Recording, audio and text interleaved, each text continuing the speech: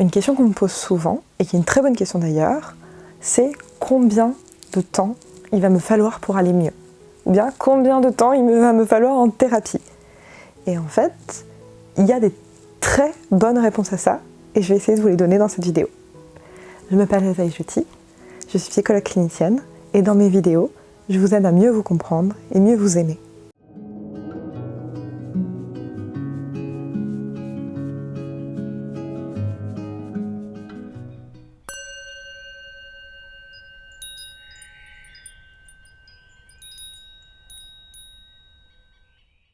Comment on sait combien de temps on va prendre une thérapie? La réponse simple, c'est qu'on ne sait pas. La réponse un peu plus compliquée, c'est ça dépend. Et je vais vous expliquer pourquoi. En fait, ça va dépendre de à quel point le problème est profond. Et ça, bien souvent, on peut le savoir à l'avance. En fait, plus le problème va venir de quelque chose de lointain dans le passé, plus ça va prendre du temps. Plus le problème va venir de quelque chose de récent dans votre vie, plus ça va être rapide. En fait, c'est vraiment comme quand vous construisez une maison. Si le problème il est au niveau des fondations, là, ça va être compliqué parce qu'il va falloir enlever beaucoup de couches avant d'arriver aux fondations. Ça va coûter de l'argent, ça va prendre du temps, ça va être pénible. Par contre, si le problème c'est la peinture à refaire, si le problème c'est quelque chose de superficiel, là, ça prend pas très longtemps. Il y a pas mal de problèmes qu'avec des patients, on arrive à résoudre en 1, 2, 3, moins de 10 séances. Quand c'est des problèmes récents. Mais ça, c'est possible aussi quand on a des bons outils. Je vais vous expliquer. En fait, il y a beaucoup des problèmes avec lesquels les clients viennent me voir qui sont des problèmes de « je n'ai pas vraiment digéré quelque chose de mon passé ». Il y a quelque chose dans mon passé récent qui m'a choqué, qui a été compliqué, que j'ai pas vraiment digéré. Et c'est comme si le dossier était encore ouvert, encore en attente, et que c'était encore présent. Et ça peut être le cas dans un certain nombre de situations, mais en particulier les situations de deuil, de maladie, d'accident, dans tout ce qui est de l'ordre des relations amoureuses, par exemple des histoires de tromperie ou des relations qui se sont mal terminées. Également, quand on va avoir des problèmes liés au travail, en particulier les burn-out, ou bien encore le harcèlement au travail. Tous ces problèmes, qui sont des problèmes récents, ils vont pouvoir se régler rapidement grâce à certaines méthodes thérapeutiques. Et moi, les deux auxquelles je suis formée, c'est l'EMDR et l'ICV.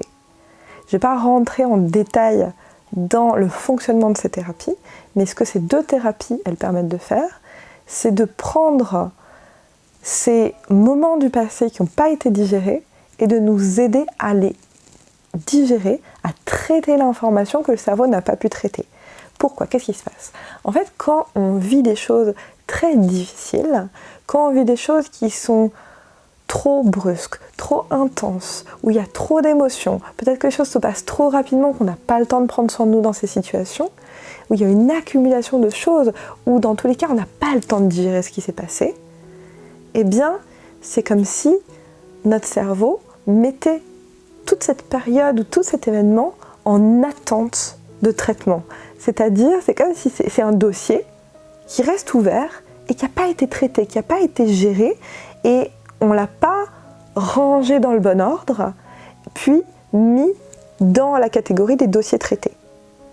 Et ces méthodes comme le MDR ou l'ICV vont nous permettre de faire ce processus-là, de reprendre l'événement, de reprendre ce qui s'est passé, de reprendre l'accident, la période du burn-out, la période du deuil, de prendre tous ces moments-là et de faire ce travail de digestion de l'information, de traitement de l'information. Parce que tant que c'est pas fait, tant que le dossier reste ouvert, on va tout le temps y repenser comme si c'était encore en train de se passer. C'est-à-dire qu'on a encore toutes les émotions difficiles quand on y repense.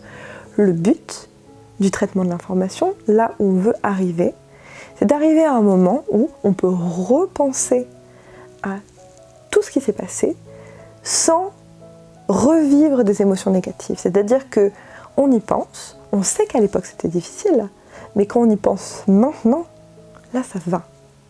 On est tranquille, on sait que c'est fini, on sait qu'on n'y est plus, et on sait que c'est loin en fait, c'est passé.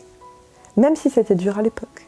Et peut-être qu'on va même pouvoir avoir des pensées du style heureusement que j'ai vécu ça, parce que ça m'a renforcé, parce que ça m'a donné des compétences, parce que ça m'a fait voir les choses d'une certaine manière. Peut-être par exemple après un burn-out, on peut se dire grâce à ça, maintenant je vais être capable de davantage prendre soin de moi dans un prochain travail et davantage mettre mes limites. C'est souvent ça la leçon du burn-out, où sont mes limites, comment prendre soin de moi.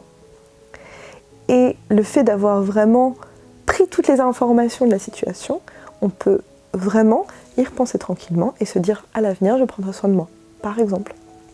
Et donc, toutes ces situations que j'ai citées, avec des méthodes comme le MDR ou l'ICV qui permettent le retraitement de l'information, ça peut prendre très peu de temps, je dis entre 1 et 10 séances, de retravailler sur ce genre d'expérience et d'aller beaucoup mieux. Le MDR, donc c'est Eye Movement Desensitization and Retreatment, c'est beaucoup de mots pour dire qu'en gros, on va faire des mouvements avec les yeux pour retraiter l'information. En réalité, c'est pas que des mouvements avec les yeux, on peut le faire d'autres manières, mais à l'origine, c'était avec des mouvements des yeux. ICV, c'est intégration du cycle de la vie. En anglais, le nom c'est Lifespan Integration. Et le MDR, c'est une méthode qui a été beaucoup prouvée scientifiquement, qui est très bien, mais où moi personnellement je trouve que parfois elle est un peu moins douce, qu'elle peut être un peu abrupte pour certaines personnes. Et c'est pour ça que même si j'y suis formée, je l'utilise beaucoup moins maintenant. Je vais beaucoup plus utiliser l'ICV. L'ICV qui est une méthode qui est beaucoup plus douce, où on va aller beaucoup plus tranquillement dans les souvenirs et on va pouvoir s'adapter beaucoup plus aux patients et y aller plus tranquillement.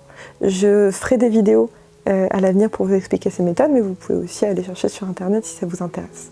Quand on a des problèmes qui sont des problèmes davantage du passé, on peut également utiliser ces outils, mais là par contre, ça ne va pas prendre 1 à 10 séances. Là, on peut beaucoup moins savoir combien de temps ça va prendre. Alors, également, tous les problèmes que je vous ai cités, c'est possible de les résoudre en 1 à 10 séances si on ne tombe pas sur quelque chose de plus gros. Parce que la plupart des gens, si ils ont vécu une vie plutôt tranquille jusqu'au moment où ils ont eu un burn-out, un accident, etc., on va pouvoir résoudre ces problèmes récents assez facilement, assez rapidement.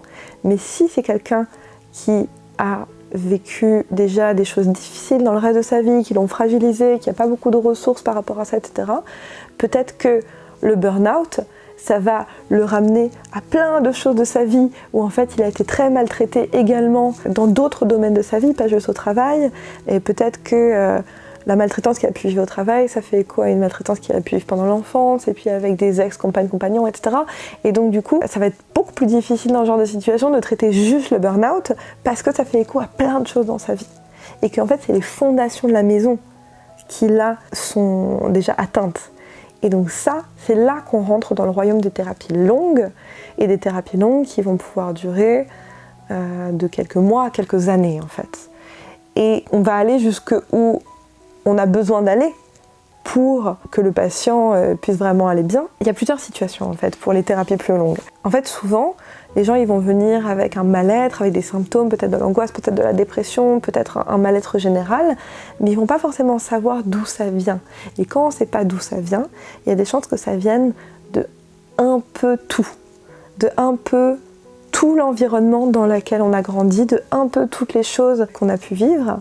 Et ça, ça prend un peu plus de temps, parce qu'il faut déjà comprendre quelles choses en particulier ont été difficiles, et puis après là, on va pouvoir utiliser les méthodes dont je parlais avant, l'ICV et le MDR, mais par contre, on va pas pouvoir juste dire c'est tel événement et on va traiter tel événement. On va devoir traiter toute une période, on va devoir traiter toute l'enfance, on va devoir traiter des choses beaucoup plus larges. Et c'est pour ça en fait que des thérapies peuvent durer beaucoup plus longtemps, c'est parce qu'il va y avoir tout un temps où les personnes elles vont devoir prendre conscience des souffrances qu'elles ont vécues, et puis ensuite aller régler les dossiers en fait. Mais les dossiers, c'est pas juste un événement, ça peut être toute une période, ça peut être toute une attitude, ça peut être toute une thématique, ça peut être toute une attitude que les parents avaient, ça peut être plein de choses différentes. Mais ça, on peut le travailler, mais bien sûr, ça va être plus de temps parce que ça va être vraiment les fondations qu'on travaille.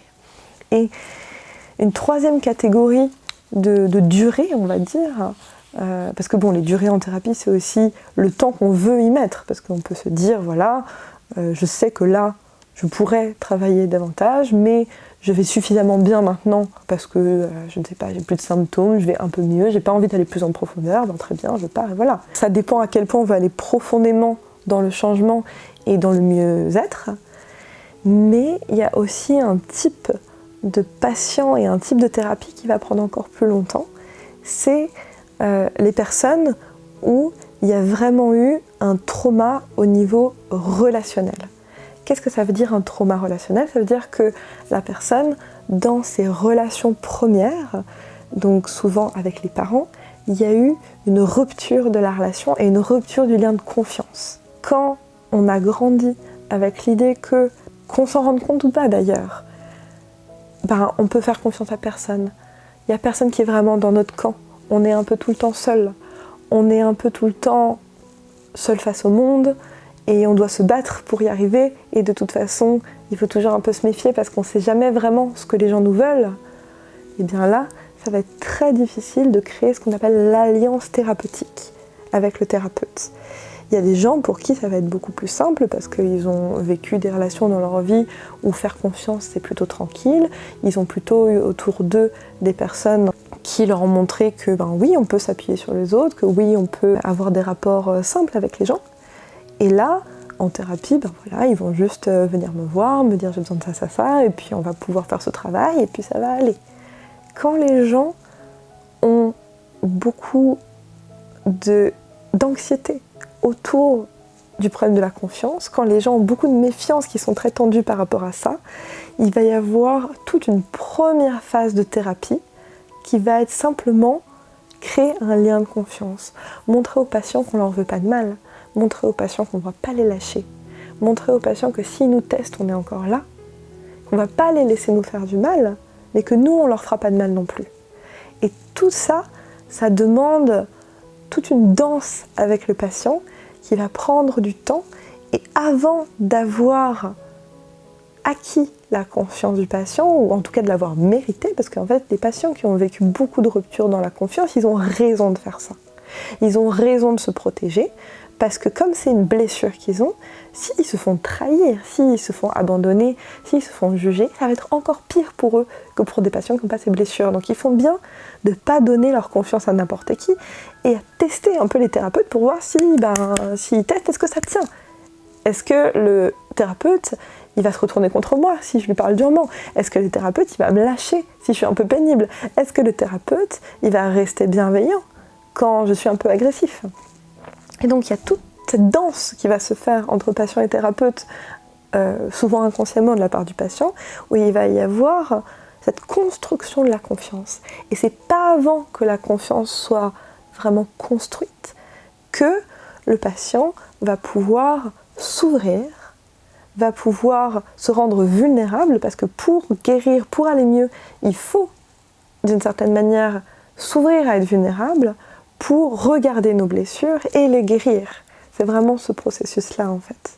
Et donc ça, c'est un troisième type de thérapie qui prend beaucoup plus longtemps parce qu'il y a toute cette première étape de mise en confiance pour ensuite pouvoir s'ouvrir, pour ensuite pouvoir faire le travail thérapeutique de guérison. Donc avec les outils que j'ai expliqués avant, en fait c'est le même processus qu'on peut avoir sur des traumas récents et sur des traumas plus lointains, mais simplement ça va être un processus un peu plus complexe, un peu plus lent. Donc voilà, un peu les trois types de situations qui peuvent amener les gens en thérapie et les trois types de durée, on va dire, qui peuvent exister dans les prises en charge.